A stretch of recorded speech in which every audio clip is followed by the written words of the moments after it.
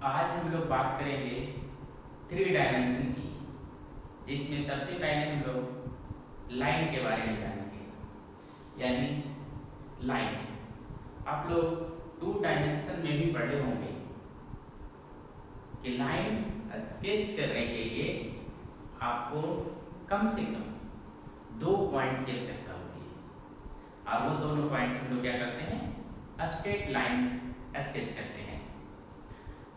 Three dimension में भी आप लोग लाइन के बारे में पढ़ेंगे और लाइन से जुड़ी क्या क्या प्रॉपर्टी है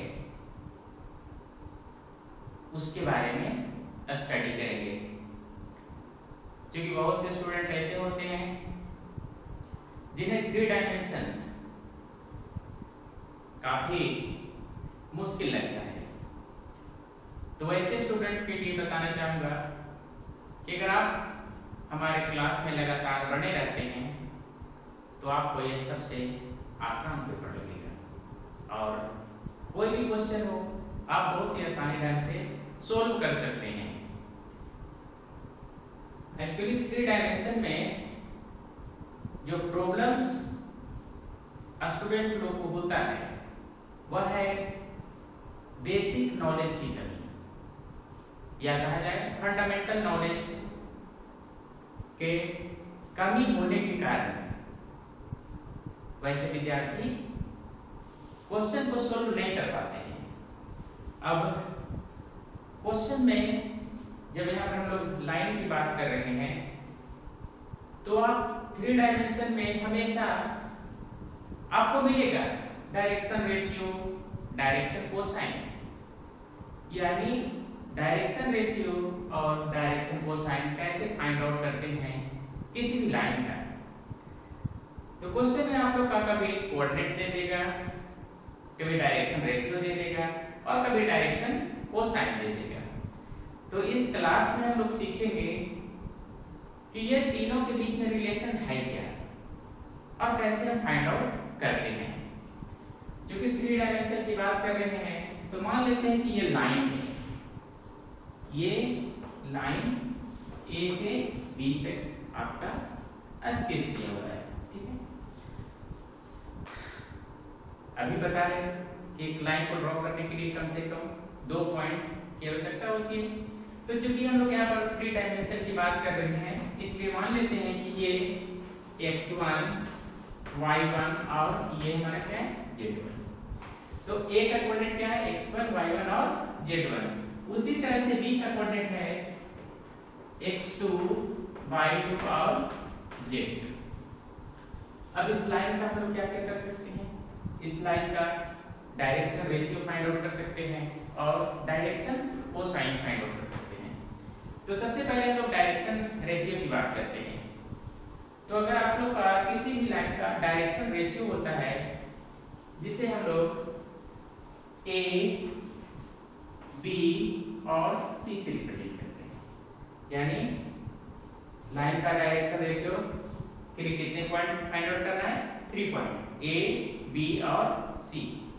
तो a जो होता है फाइंड आउट करने के लिए आप लोग करेंगे x2 minus x1, x2 minus x1, और b फाइंड आउट करने के लिए क्या होगा, y2 minus y1, और c फाइंड आउट करने के लिए z2 minus z1।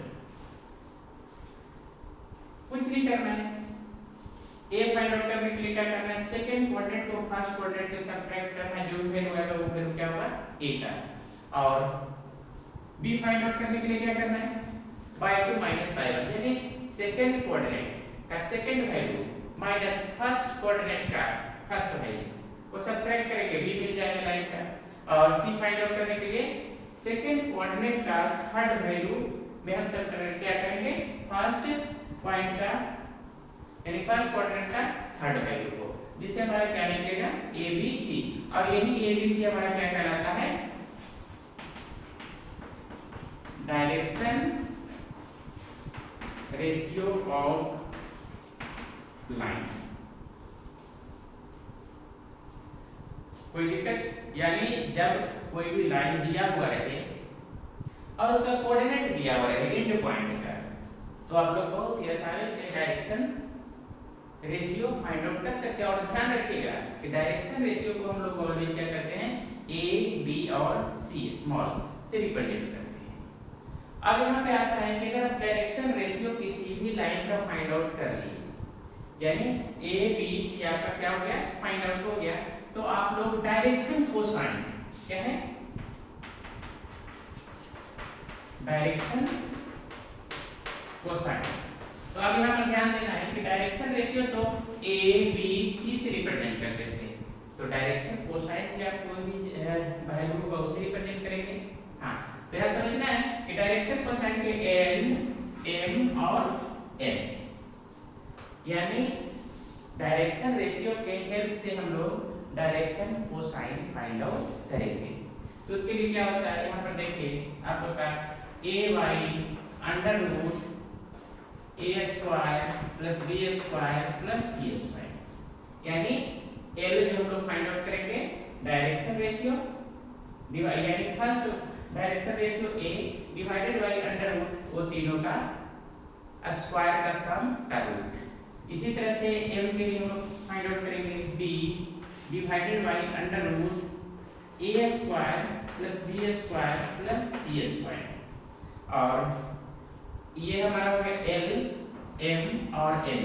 एन के लिए हो जाएगा C divided by under root A square plus B square plus C square. तो इस तरह से हम लोग क्या किए, एल एम और एन का वैल्यू फाइंड आउट करेंगे। यानी जब डायरेक्शन रेशियो दिया हुआ हो तब हम लोग डायरेक्शन को साइन फाइंड आउट कर सकते हैं। तो सबसे पहले हम लोग कहां से चले कि किसी भी लाइन का एंड पॉइंट का कोऑर्डिनेट दिया हुआ है, एंड पॉइंट का कोऑर्डिनेट दिया हुआ है, तो उस लाइन का डायरेक्शन रेशियो सबसे पहले फाइंड आउट करेंगे और उसके बाद क्या फाइंड आउट करेंगे, डायरेक्शन कोसाइन।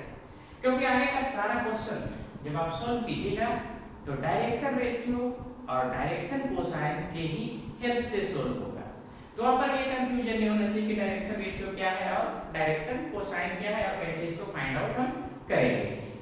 अब देखिए यहाँ पर कभी-कभी कुछ बुक में जो है आपको इस तरह से लिखा हुआ रहता है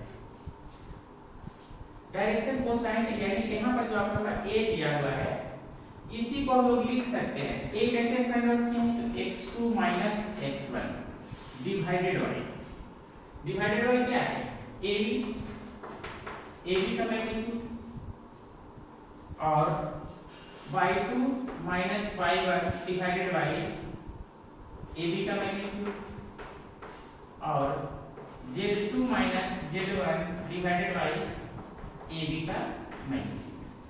अब यहाँ पर आता है कि मैग्नीट्यूड हमारा होगा क्या, तो मैग्नीट्यूड की जगह पर आप लोग लिख सकते हैं magnitude of ab equal to root x2 minus x1 का whole square plus y2 minus y1 का whole square plus z2 minus z1 का होल स्क्वायर। अगर आप लोग इसको सॉल्व करते हैं, आप ध्यान दीजिएगा, यहाँ पर से ध्यान दीजिएगा, x2 माइनस x1 क्या है, a स्क्वायर, यानी a है और उसका स्क्वायर है तो a स्क्वायर हो जाएगा। y2 माइनस y1 क्या है, दैट इज b, यहाँ पर क्या हो गया, b का स्क्वायर, और z2 माइनस z1 क्या है, c, तो यहाँ पर क्या हो गया, प्लस c का स्क्वायर। यानी आप लोग डायरेक्ट ऐसे भी लिख सकते हैं, किसी बुक में ऐसे लिखा हुआ है, और ये समझना होगा कि जो आप लोग का नीचे मैग्नीट्यूड का मतलब क्या होता है, the length of the your line.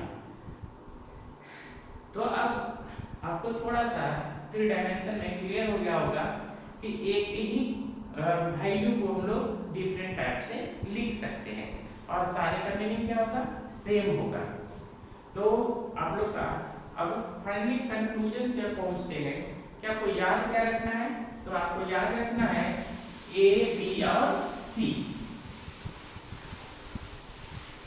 यानी a equal to x2 minus x1, b equal to y2 minus y1 और c equal to z2 minus z1। और यही आप लोग का क्या हो गया, a b and c are direction ratio of line.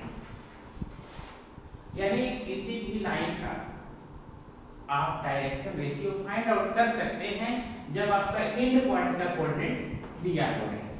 और जब आप लोग का डायरेक्शन रेशियो, ये हमारा क्या है, डायरेक्शन रेशियो,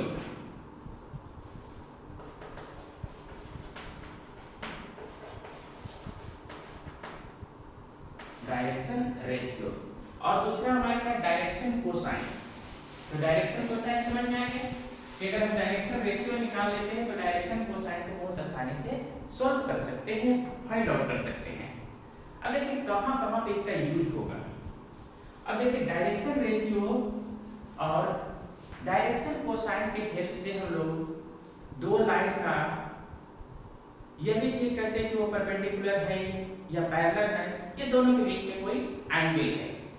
तो आप लोग का उस केस में क्या होगा कि दो लाइन का या तो एंड पॉइंट का कोऑर्डिनेट दे दे, या दोनों लाइन का डायरेक्शन रेशियो दे दे, या दोनों लाइन का डायरेक्शन कोसाइन दे दे। अगर कुछ भी नहीं देता है तो आप लोग का ये कोऑर्डिनेट दे देगा कि x1 y1 z1 x2 y2 और z2, इसी तरह से x3 y3 और z3, और यहाँ पे x4 y4 और z4। इस तरह से दोनों लाइन का एंड पॉइंट का कोऑर्डिनेट दिया हुआ रह सकता है। अब जब दोनों लाइन का एंड पॉइंट का कोऑर्डिनेट दिया हुआ है तो दोनों लाइन का हम लोग क्या कर सकते हैं, AB और CD। AB का A1 B1 और C1 हो गया, उसी तरह से CD का क्या हो जाएगा, A2 B2 और C2।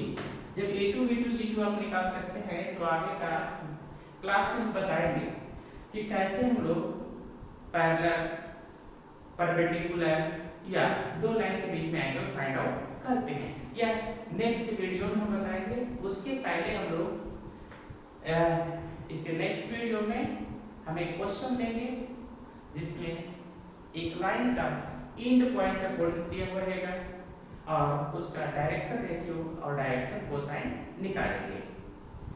तो ये लाइन भी हो सकता है या फिर आप लोग का इस तरह से कोई ट्रायंगल भी हो सकता है, इस तरह से ट्रायंगल जिसका कोऑर्डिनेट दिया हुआ है x1 y1 z1 x2 y2 z2 और x3 y3 और z3। यानी ये भी क्वेश्चंस दिया जा सकता है कि या त्रस्कार हो या रेक्टेंगल हो, यानी कोई भी आपका फिगर देकर उसका एंड पॉइंट का कोऑर्डिनेट दे देगा तो आप ये दोनों फार्मूला की हेल्प से उस लाइन का, जैसे आपका ट्रायंगल है तो कितना लाइन हो गया, एक लाइन ये है, एक लाइन ये है और एक लाइन ये, तो तीनों लाइन का आप लोग क्या कर सकते हैं, डायरेक्शन रेशियो और डायरेक्शन कोसाइन फाइंड आउट कर सकते हैं।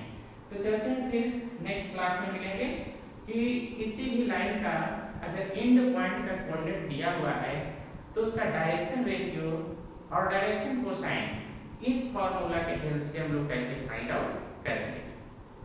तो मिलते हैं फिर नेक्स्ट वीडियो में। Thank you.